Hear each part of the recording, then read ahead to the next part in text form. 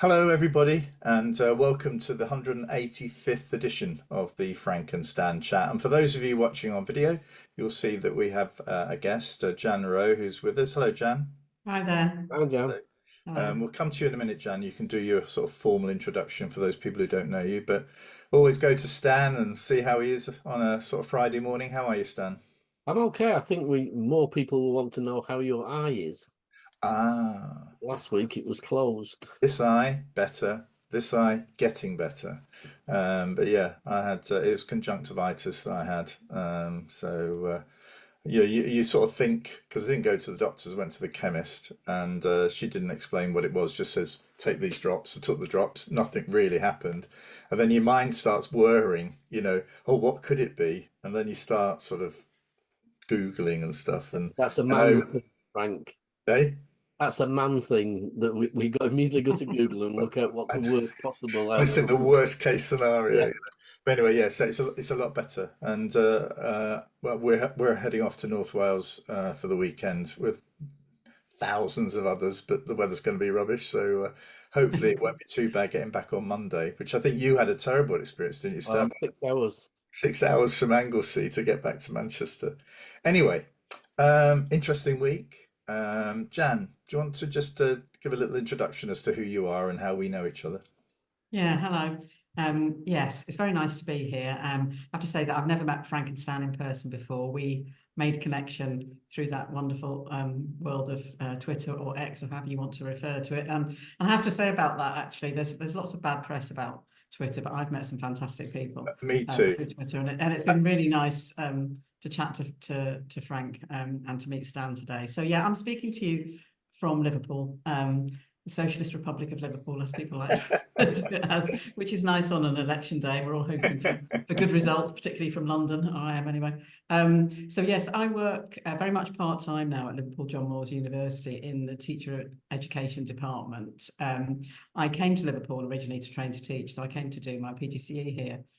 You'll probably note from my accent, I'm not originally from Liverpool, I'm from down south, came to do my PGCE here, intending to stay a year, and I'm still here, and that's, over, getting on for 40 years later, really. I'm very happy about that. So yes, I trained to be a secondary modern languages teacher, taught in Liverpool secondary schools, ending up as a head of department, then went into the advisory service when local authorities had such things, and was the advisor for languages for the city, and then moved into teacher education around about 20 years ago, actually, in two different institutions. So I've been at Liverpool John Moores for just over 10 years.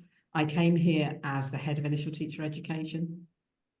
So I was responsible for all of our student teachers. We've got student teachers training to be primary teachers, secondary teachers, through a variety of routes, undergraduate, postgraduate.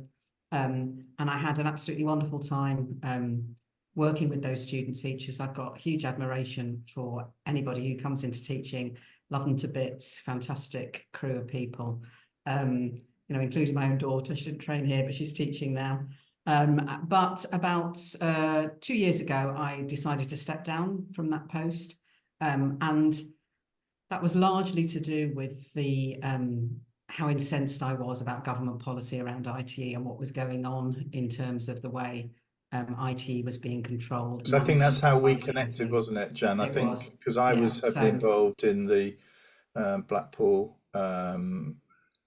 town education sort of network, and the skit serving that area um, failed. An outstanding provider was unwilling to sort of just say the certain things within the application form because they didn't believe it to be true, and therefore didn't pass the or didn't meet the criteria for continuing, and have now been swallowed up by another organisation.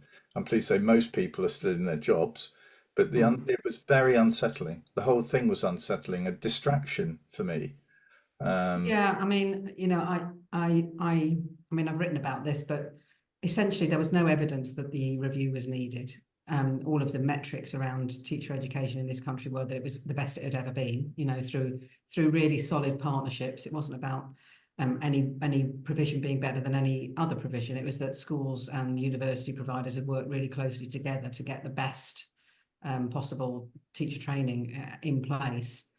So my belief is that it was a real ideological attack on ITE, because various ministers over time at the DfE have had this misconception that ITE is some kind of breeding ground for The lefties. not promoting what they see as the correct way of becoming a teacher. And the fallout from that, both institutionally for some institutions and individually for some people, was massive and deeply distressing and completely unacceptable and unethical in my view. And I just felt that I couldn't carry on. I felt that in carrying on as head of ITE, I would increasingly be a kind of branch of the DfE, and the independence and autonomy and creativity that I'd absolutely loved during my professional career would be eroded. And I was lucky, I say this to my colleagues, I was over 60 and I had some choices. So it's not that I'm some kind of martyr. I thought, well, I don't have to do this anymore. Do I really want to do it?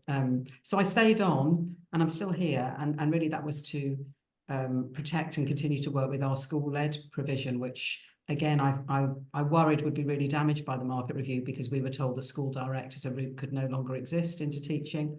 And we'd worked really hard with our school partners to create some really successful collaboration. And I wanted to make sure that that was sustained into the new world of 2024 regulations. So that's what I've been doing for the last couple of years. I think the thing, sorry, Stan, I was just, I think I was involved in the kind of forerunner to that, which was to get rid of local authorities from within that role. So around about 2015, I think, in two separate authorities, I oversaw virtually the closure of the skits because they didn't meet the view, even though by that stage they were technically run by the schools and the local authority was a partner in that with the university. It still wasn't what was wanted, basically. Yeah, I mean, I think, I mean, I could talk about this for hours, and I'll stop talking about it No, in a you minute, carry because there's on, other you things I want to carry talk about. Is that it was presented by the DfE as an issue of quality, you know, that we need to make sure that the quality of teacher education improves. Well, there was no evidence that it wasn't already good. You know, the Ofsted metrics, you know, if the DfE want to believe Ofsted, they seem to believe that Ofsted was the metrics route they could have when it suits used. them and not when it doesn't. Yeah, Jan, that was the route they could have used. I mean, I was at one stage for about a year responsible for the ITE Ofsted framework and its development. And it would have been very easy to, at that time, and I still believe it now, and I think the current framework is a school framework is an example of ideology driving things. But actually, I think, you know, it would have been very easy to have a conversation with Ofsted, push out a new framework, you know, set different parameters around that framework.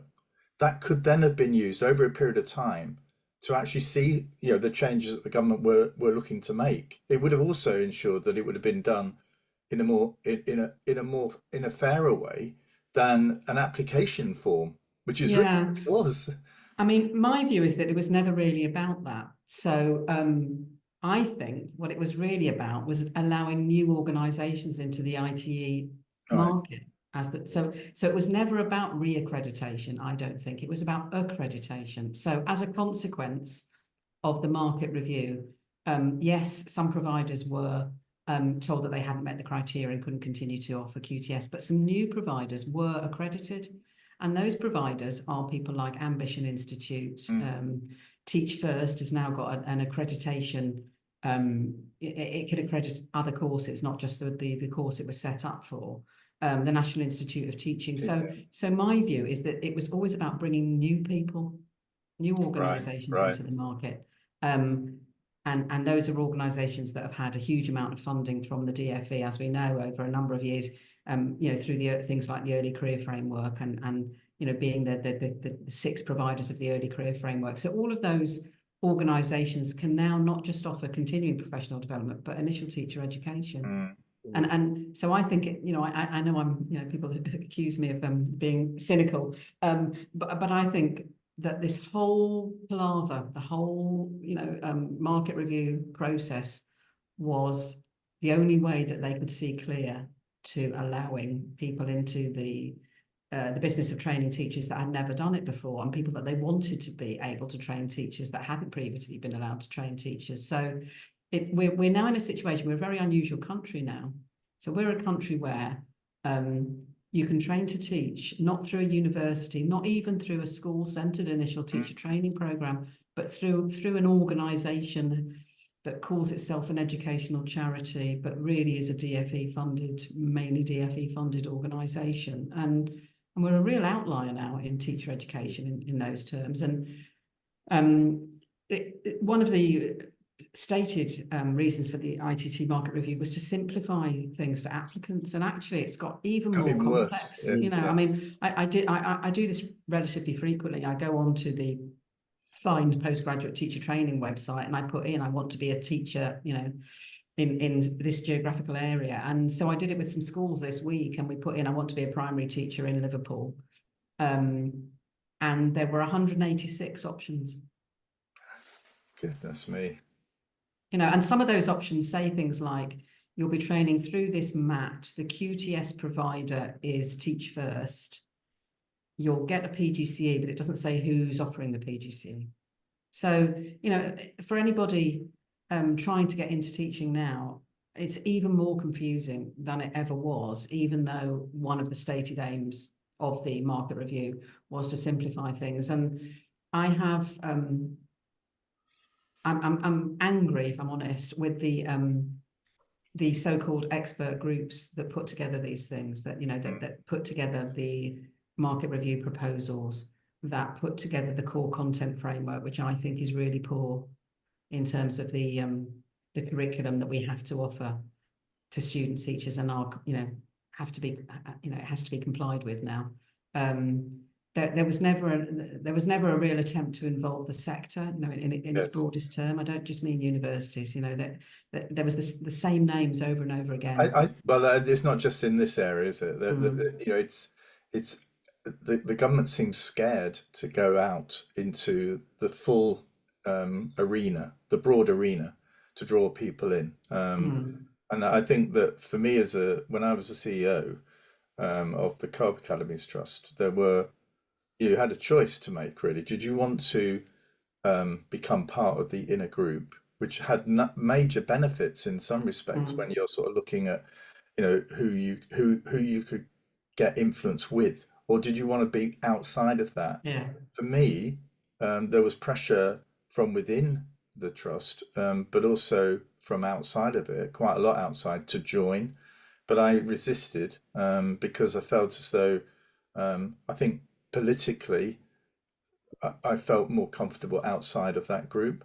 And I think moving forward with a general election coming and potentially a change of government, you know, I really do wonder where some of these groups are going to sit now.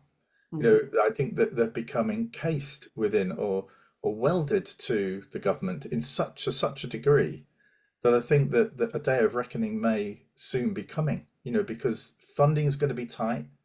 They're going to be looking at, you know, where the duplication is, what the impact of some of this work has been. You know, I do think that there's going to be major, you know, further changes, inevitable changes, because of the fact that, you know, there is, I wouldn't say cronyism. Well, it is in a way, isn't it?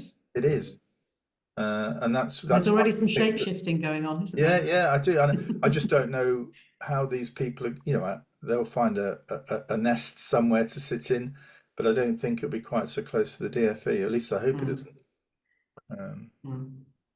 I think that's a little bit naive, Frank. I think the same people will reappear. Simply turn the flag from blue to red. Well, because my experience of working with, you know, various, a long time now, various links to the DFE, is they change the name, they change some part of the organisation, and lo and behold, you're talking to the person you were talking to last time, with a different title, completely different outlook, different ideology, apparently, but it's just the same people. And it's, in my view, a very small circle of people who just seem to reappear in the top jobs. Yeah, I mean, I think who gets the ear of the DFE is really interesting. And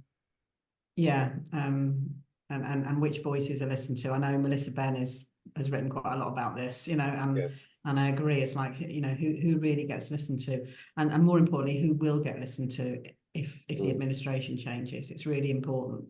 that I do think, different voices are heard. yeah, I think also, but there is a need for change. I think that's the thing that's, I'm just hoping that that will mean that change of personnel as well as a change of focus. I know that might put us into even more troubled waters, but at least it's a change because I just feel as though ministers, I'm not blaming Nick Gibb for everything, but having a minister in the department for such a long period of time means that some projects just get camped out in there, and actually they're sort of untouchable, some of these projects. So it's interesting. I think you're going to come on to it later, about a particular project has lost its funding. I'm not surprised by that now that a minister or two has moved on. But anyway, Stan, what's caught your eye this week? Costs, I think, rising costs for schools, and noting some things that are happening in some academies. And I just want to say I'm not against academies. We work with a lot of really good academies, but when you see the headlines and when you dig a little bit deeper and you find, I mean, there's one academy I won't name that's scrapping its teacher assistants across all its primaries, in order to create probably about half as many what they call PALs, and those are pastoral and learning support. So they're not teaching assistants, pastoral learning support, but about half of the original staff because of spiraling costs. So if you look a bit deeper into their costs, in 2022 they had one member of staff over 100,000. In 2023 they've got 8. Eight staff that are over 90,000, 4 staff that are over 100,000. Now, if you're looking at spiraling costs, getting rid of some TAs isn't going to get anywhere near 8 people who are earning close. I would say on an average, they're earning 100K in a reasonably small local authority, Matt. And then there was another one I looked at because I've suddenly got into this, what's happening in some mats. And it was a mat that's been told its schools they've got to reduce their non-staff spending by 25%, while at the same time advertising an executive head post at 130,000. But that person will report to the regional secondary director, who reports to the Director of Secondary Education, who reports to the CEO. Presumably, all those are on a higher pay than the executive head. There's only 8 secondary schools in that mat. So if you're looking at where the money's going, it appears that the money's going on paying for layers that I would say aren't necessary, that they are they are rebuilding tiny local authorities with salaries that were far higher than huge local authorities. I don't know of a head of children's services, say 10 years ago, who was on 100,000 at that point, and now a small group with 8 secondaries, 18 primaries has got a whole layer of directors and See this I've got to be careful here because I'm not critical of what I mean. I'm no longer a CEO. Probably what drove me was you do need a centre, all right. So you obviously need somebody who basically is going to take the can, all right. But actually, you have I was leading 23 academies. My line was they're the head teachers. At the end of the day, having different layers makes it very difficult to hold anybody to account. And in a way, they think that by having, I think CEOs, some of them think by having different layers, there's always someone that they could chip away at. But all you're doing is actually taking funds away from the front line, but also making it very, very confusing for head teachers as to what bits am I actually responsible for now. And you're a product, Stan, because you stopped being a governor or a trustee because actually the trust that you were a trustee of decided that actually we don't want that local board to be responsible for all of the bits that they used to be responsible for. Standard, but basically we don't want the local governing board to be responsible for the standards in the school. Okay. Yes. So, so what's my role? We want to develop more community relationships and staff welfare, and that's sorry, but you've got the wrong people in the post then. But also, you're diminishing the sense of control that head teachers, I think, need to have of their institution. So for me, it was all around keep the centre slim. You do need a really, having worked in this area, high quality HR director, high quality finance director, saved my bacon time and time again, and actually added value to the schools. And the head teachers think that they're the best HR executive out there. I can tell you now, you're probably not. There are people trained to do this work, and they could probably do it better than you. So, we need to accept that.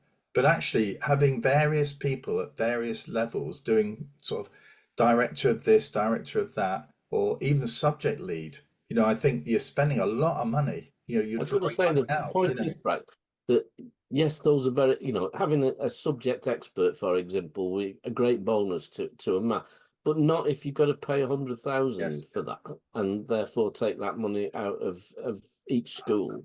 I can't understand. I don't know. I mean, Jan, you've been an advisor as well, but I mean, and you have as well, Stan. I mean, you do need to move these people around, don't you? I mean, as an advisor, I had to do that. I mean, having a school that you're advising for 3 or 4 years, actually, I think there's some benefits, but there's also some disadvantages in that. It can all get a bit cozy. I've heard that message before, Frank. It didn't work last time.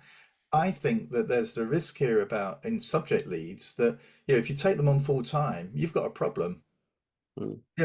After 3 or 4 years, they might not want to move on. What are you going to do then? I should declare an interest here, Frank, then, as a company that has consultants that go out on a pay-as-you-go basis. I am biased in this. Yeah, well, but that's the service they buy into. I mean, this is a service that I don't think head teachers have much influence over what that top slicing is. That decision, those structures are created by trust boards and by the members. So, I saw one that was talking 29%, weren't they? Yeah, one of them, Jan.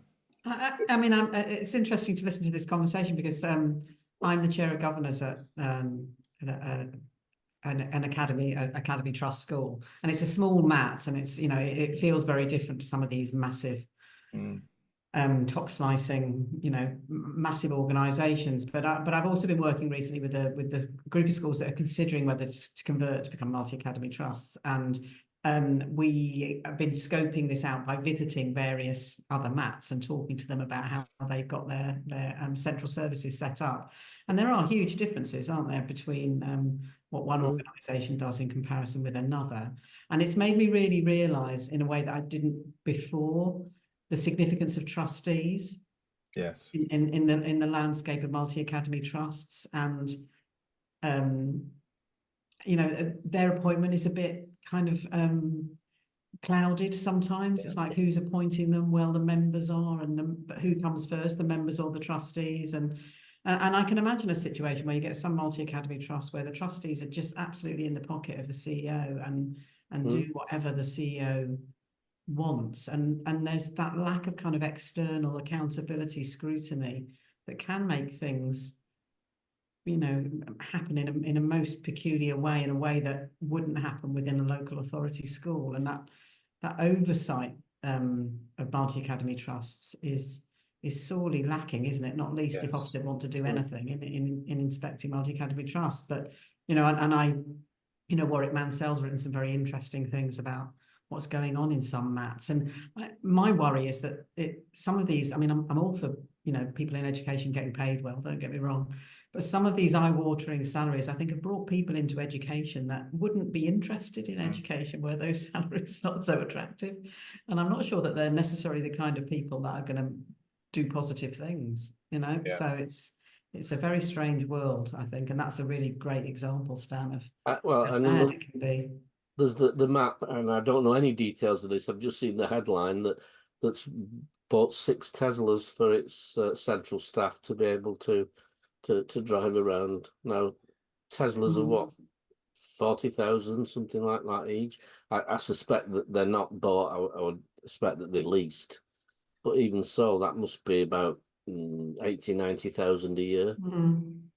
And you know, my experience in local authorities is that when sort of departments of local authorities are given some amount of freedom, you have to keep a grip, because they do things with unintended consequences. Yeah. Where at the time that was the best thing to do, and we've solved that problem. I'm thinking of an example now where a particular thing bought a car because it was easiest to get everybody into an outward bound centre by having a central car that picked everybody up, and that then became somebody's tax liability that nobody talked about because nobody thought about it. But the person who'd volunteered to pick everybody up technically carried the can. had the car and a tax liability that was higher than their salary.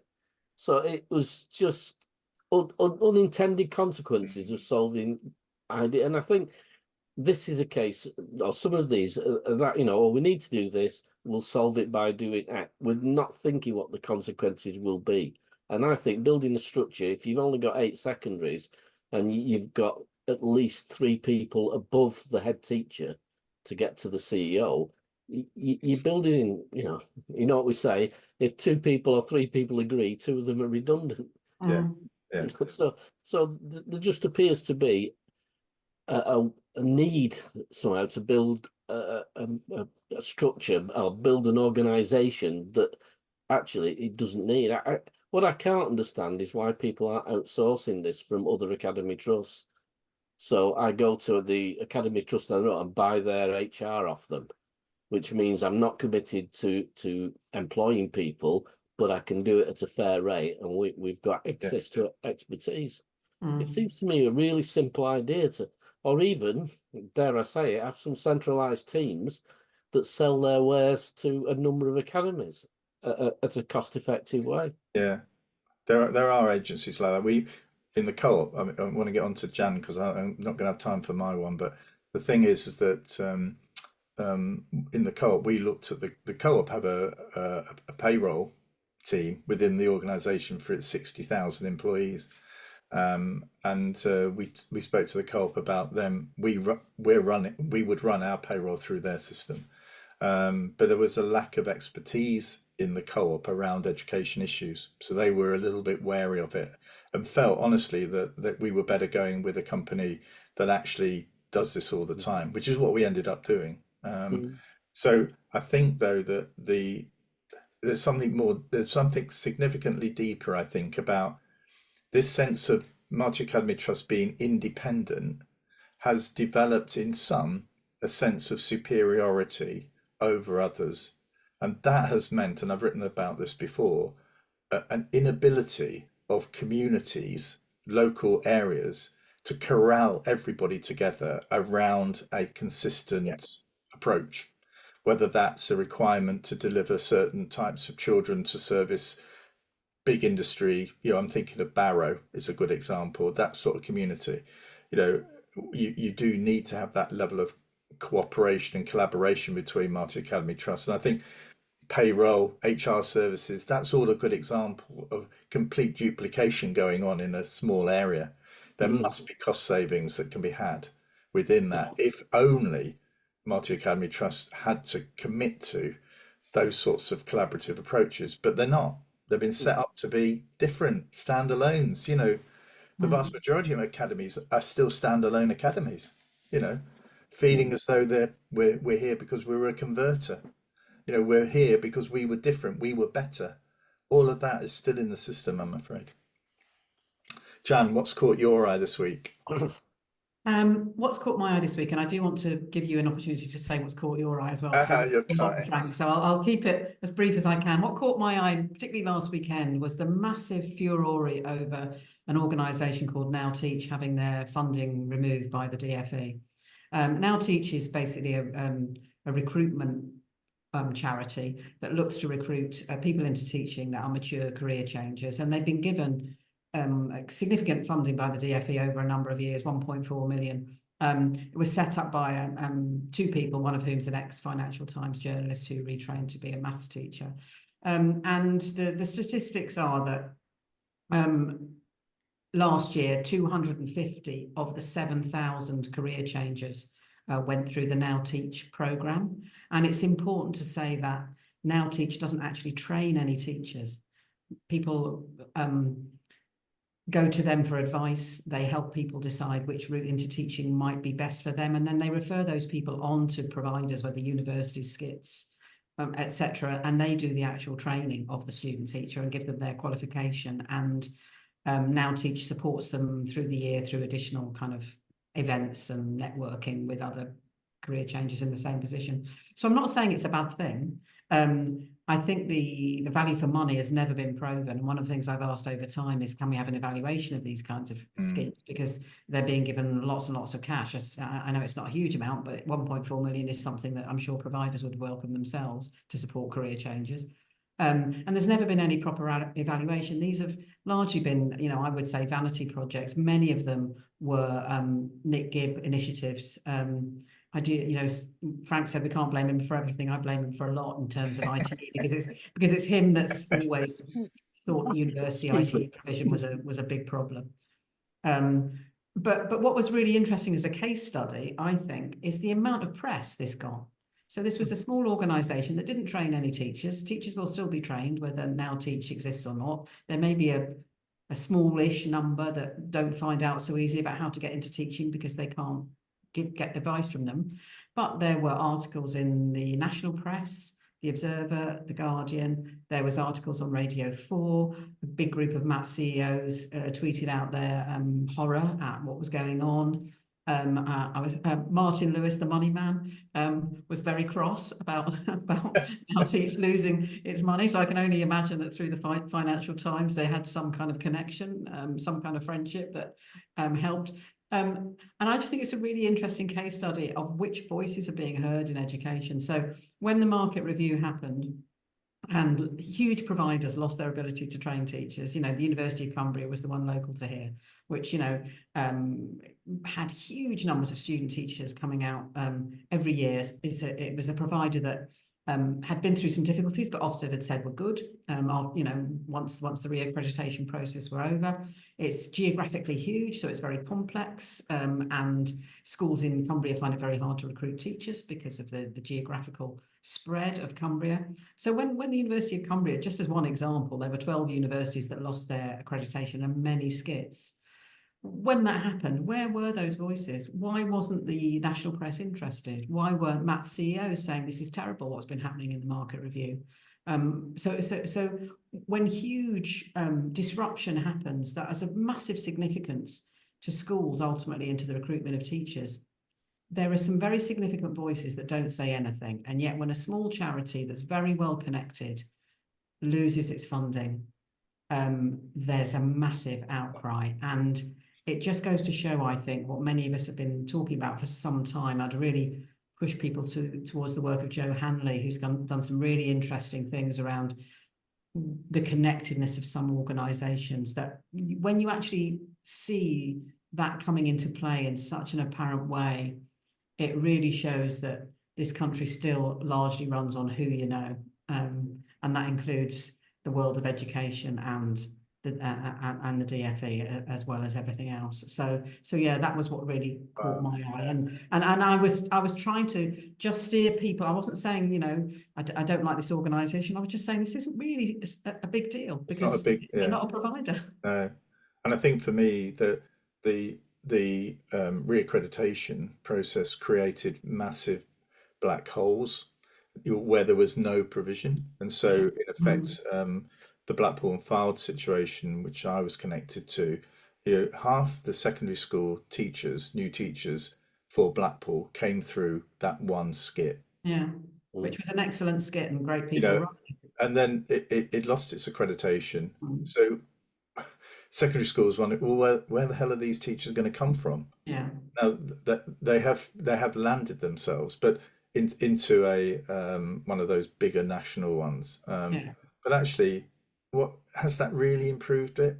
Has it? No, and I think it will erode their uniqueness and their autonomy and their ability to meet the needs of Blackpool, which they did so well. I mean, I'm sure if anybody can find a way through it, those people will, because they're great people with huge commitment to Blackpool schools. But it was so unnecessary. And the thing that also got to me was it was so personally distressing. I mean, I was in contact with them saying, "Are you okay?" Because actually, there are people on the ends of these policies, you know, that have jobs and livelihoods, and you know, and a commitment to education. And that was overlooked. I think there were a lot of personal stories that were really distressing. Well, actually, Over and above the institutions, you know. it was interesting speaking to the trustees as well. They were really, you know, they got, I mean, one of the trustees, with not wanting to disclose too much, but actually was central to the creation of that skit, you know, and actually it went back a long time. So this was a real personal attack on their sort of reasons for doing this work over a period of time. It became very personal. But anyway, I mean, yeah. I remember because I was responsible for the reaccreditation at Liverpool John Moores, with working with a small group of staff to do it. And actually, we didn't involve the wider team because we'd just come out of COVID. People had been through a hugely difficult time, and then all of a sudden there was this other existential threat to our livelihoods and our, you know, our commitment to education. And I didn't want to make you know, more of it to staff than I needed to. I just said, leave it with us. It'll be fine. We'll do it. We'll sort it. You know, you get on with working with the student teachers and getting back to life on campus as opposed to life online. But I distinctly remember sitting in my office and the email came from the DfE, and I knew that email was, you've either been successful in your reaccreditation or you haven't. And I kind of had to sit here and take a really deep breath and think, right, I've got to open this because I'm responsible for it and it's come to me. When I open it, I'm either going to be able to go to staff and say, relax, you know, we've got through the accreditation and your jobs are safe, or I've got to go around and say we haven't. And you know, that was one of the actually worst moments of my career, and a kind of a tipping point for me in future decisions, because I thought I shouldn't have been put in this position. And also I was thinking of my colleagues right across the country in every ITE provider and in every skit who were sitting there having that same thought. And I thought, this is so wrong that the DfE have put us all in this terrible position. So yeah, I mean, it's been heartwarming that places like the Blackpool skit are being, you know, that continue, and the collegiality has been great to see, because people have kind of said, we're not going to let you go under. How can we make it work? Yeah. But it should never have happened in the first place, and it will be a different experience for them, not least financially, you know. So yeah, it shouldn't have happened. Sorry. Anyway. No. I'm glad to be reminded of the work that, you know, a couple of the colleagues, particularly who were leading that skit, you know, the way they managed it, and also, you know, on a personal level, never let the fact that their mortgage was depending on it, you know, that they were doing this for much bigger reasons than that, you know. What's caught my eye is this week we launched the alternative Big Listen, and I'll put a link at the end of the video. We've had a really good response so far. What's in my mind is, you know, if we could sustain that, that's the problem. We need to sustain it, and we don't have any finance. You know, we do have a colleague who's given time freely, who has a deep understanding of the press and is very well connected, and I'm grateful to that person for their time. But you know, at the end of the day, I think the reasons why I'm doing it was that I was so disappointed with the way that the questions were couched in the official Big Listen, and thought this is nothing to do with single word grades for me. This is about that survey told me that Ofsted were not listening by the way that they couched the questions. Now, Lee Oyston, Lee is the new education director. He's in the TS today, you know, saying, well, we'll be reading the single word comments, the grading comments in the text boxes. Anybody who's done a survey will know that is not the way to do it, because actually, you know, you're going to have to do quite a lot of interpretation as to what people are writing to get a feel for whether or not they're in favour or not, you know, because you've not asked them directly. So I think that, you know, if people don't choose to put a comment in, means that they haven't been asked the question, so you don't know. You're going to end up with a lot of responses where you don't know. So I think we're at the stage where I had to do a lot of soul searching as to whether or not it was the right thing to do. The way that Ofsted responded has made me feel even more certain that it's the right thing to do, regardless of what it says. I don't know what the respondents are going to say, but I think it does act as a check on Ofsted. If we come up with something very different to their interpretation, that's going to raise serious questions about how they've done their evaluation. So it's important that we get our report out early, and I'd encourage everybody.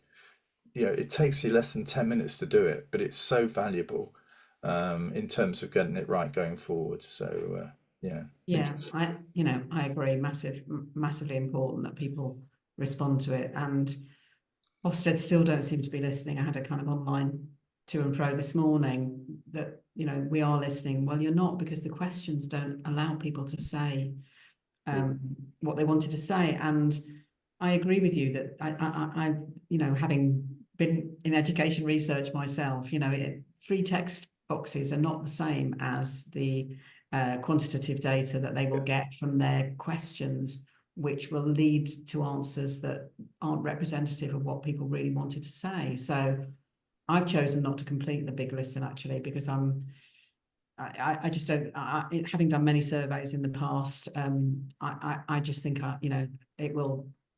it's pushing me towards saying things that I don't believe. But everybody will make their own decisions about that. But I think my view is that they didn't ask the question because actually they don't have the authority to decide. It's the DfE who will decide whether single word judgments are appropriate or not. But I wish they'd just said that. We can't ask that question because it's not within our remit. Yeah.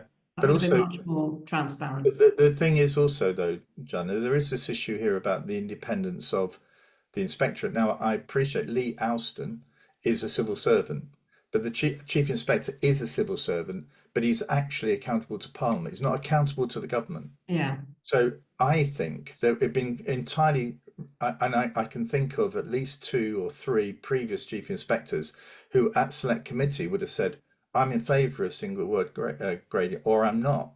And my annual report to you, Parliament, not to government, to you, Parliament, will make clear my dissatisfaction with that and explain the reasons why. But here we've got a chief inspector who actually has said this week, actually, I'm a civil servant. Yeah. So what's the point of you being there?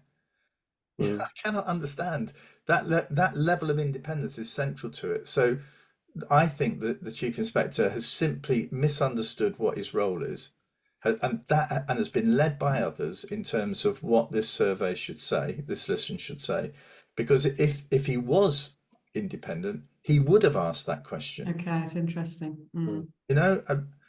I just feel as though the annual report to Parliament now is a government paper document. We'll only tell Parliament what the government wants us to say. That's I think for me, a regulator, a very difficult place to put yourself when you're leading that organisation. And there is another chief inspector, or at least regulator, who resigned on the back of the fact that the government were withholding reports, over 50 reports, which were critical from that regulator because they didn't want that to get into the public domain.